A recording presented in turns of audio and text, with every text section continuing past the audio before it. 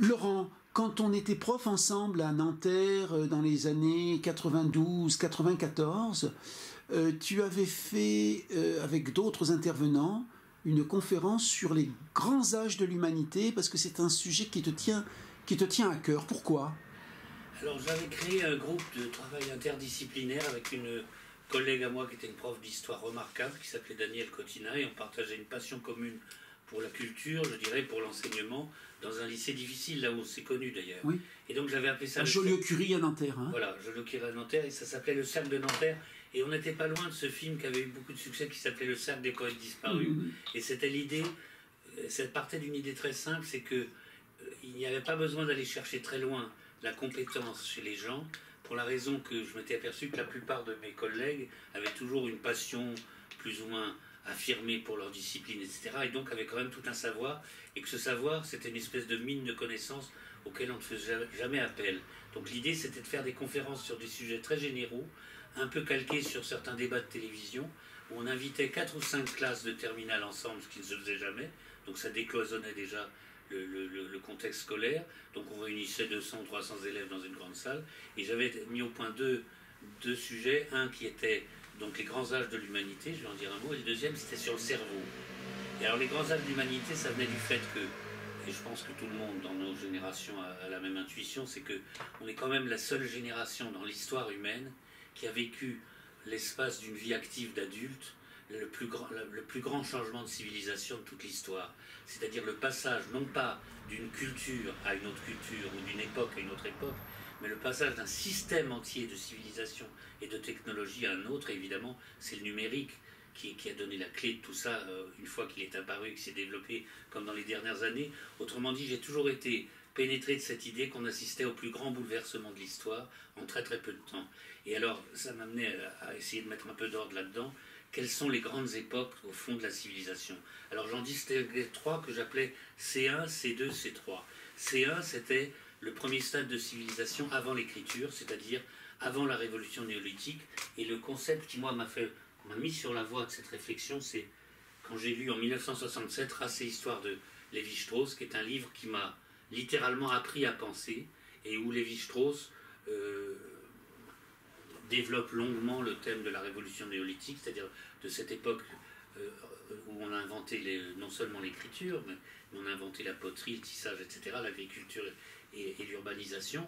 Et donc c'est la naissance du premier système de civilisation sur lequel nous avons fonctionné, et avant lequel on parle improprement de préhistoire, mot que moi je conteste, puisque j'appelle la préhistoire l'histoire sans écriture. C'est pas du tout pareil, puisque dès que l'homme est sur la Terre, Homo sapiens sapiens, c'est-à-dire 100 000, 150 000, 200 000 ans, on peut en discuter, il y a déjà une histoire. Dès que l'homme est sur la Terre, il y a une histoire.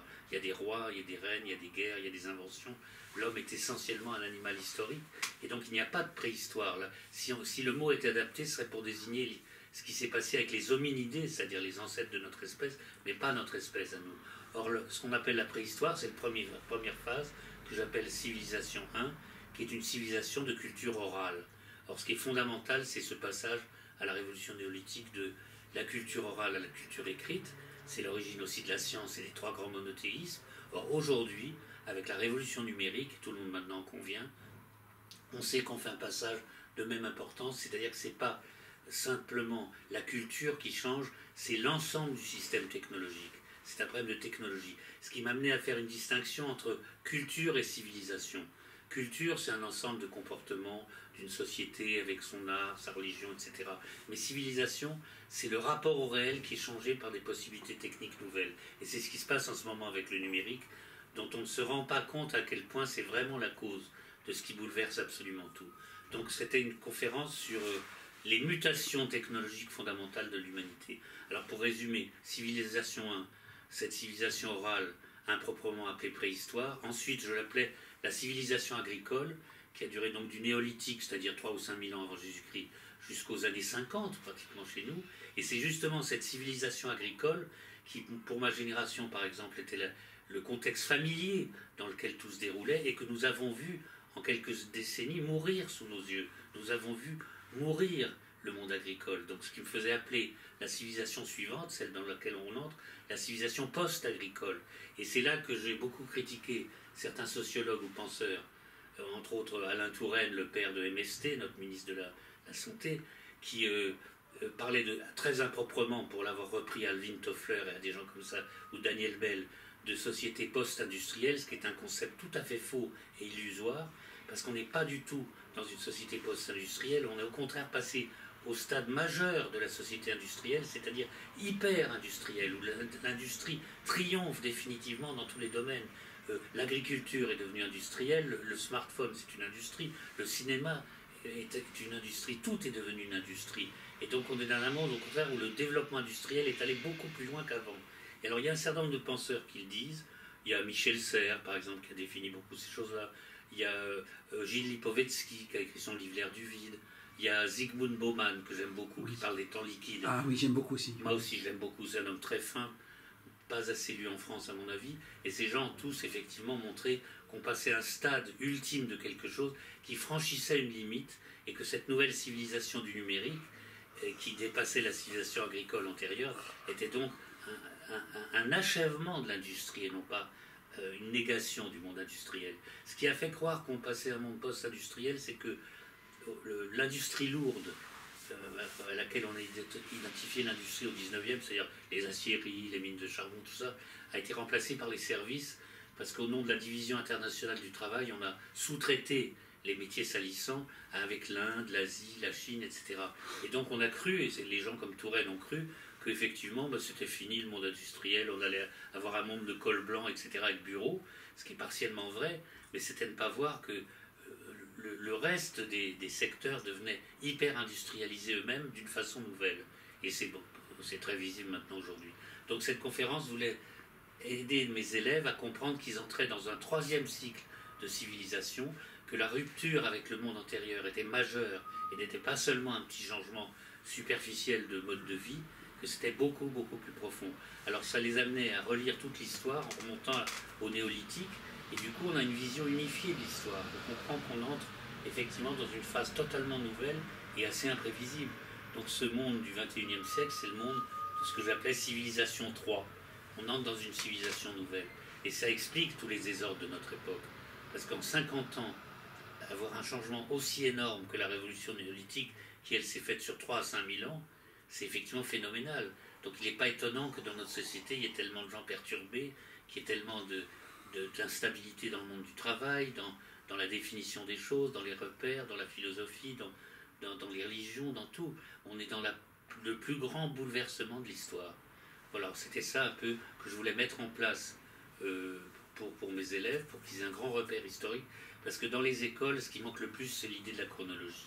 On n'a aucun sens de ce qui est avant, après, etc. Donc ça me paraissait fondamental qu'ils puissent situer un grand cadre général de réflexion, et du coup on avait invité aussi un prof de sciences nat, qui s'appelait Guillou, à nous faire un résumé de ce qu'on sait actuellement sur les origines de notre espèce. Parce que c'est compliqué entre Homo erectus, Homo sapiens sapiens, etc., pour ne pas dire n'importe quoi sur ce qu'on appelle l'homme. Et donc ça aussi, on avait fait un rappel là-dessus, et on avait invité une prof de philo à nous rappeler des choses un peu classiques sur ce qu'on dit de la différence entre l'homme et la machine, l'homme et l'animal, etc.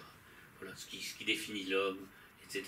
Donc c'était vraiment une grande conférence de culture générale pour donner des très grands repères, et entre autres, ce que j'avais appelé les grandes échelles du temps, c'est-à-dire montrer à quelle échelle, dans le temps, se produisent les phénomènes essentiels. Par exemple, l'histoire du cosmos se compte en milliards d'années, puisque le Big Bang, on date de, je sais pas quoi, 3-5 milliards d'années, des choses comme ça. Ensuite, quand on passe à l'échelle, au contraire de la vie, on compte en millions d'années, et quand on passe à l'échelle humaine, on ne compte plus qu'en millénaires, et donc, à chaque fois, on descend d'une échelle dans le temps, et ça aussi, c'était éclairant de voir qu'il y avait des échelles de grandeur dans le temps. Et puis, l'image finale, qui a été reprise récemment par Jeremy Rifkin, ce penseur américain qu'on consulte un peu partout, c'est l'image du deuxième principe de la thermodynamique de Cournot, c'est-à-dire de l'entropie, c'est-à-dire que finalement, si le monde est issu du Big Bang, c'est-à-dire une formidable explosion, ce qui explique que cette décharge d'énergie initiale se répand dans le cosmos jusqu'à ce qu'elle s'éteigne dans l'infini, comme une explosion, elle finit par se ralentir, et l'entropie finale, ce serait le retour à l'inertie et l'indifférencié. Donc le monde était forcément en expansion, et en même temps, il va vers sa fin, mais évidemment à des échelles qui ne nous concernent pas tellement, elles sont immenses, mais comme effectivement un mouvement qui s'arrêterait tout doucement par sa propre inertie. Mais j'en suis venu à penser l'autre jour, en pensant à mes amis qui sont fumeurs et qui n'arrivent pas à arrêter la cigarette, que si nous, de notre naissance à notre mort, nous conservons en nous le souffle vital, comme on dit, il a vécu jusqu'à son dernier souffle, dans quelle mesure ce souffle vital n'était pas de façon très atténuée et affaiblie la dernière expression du Big Bang qui avait explosé au départ pour mettre en branle le cosmos, et que nous sommes animés par un tout petit reste de ce souffle-là, et c'est pourquoi ceux qui fument, et c'est un conseil que je leur donne, ne devraient pas polluer Atman, le souffle vital, et faire beaucoup plus attention, parce que c'est ce qui est le plus précieux, c'est ce qui nous relie au cosmos et qui nous anime.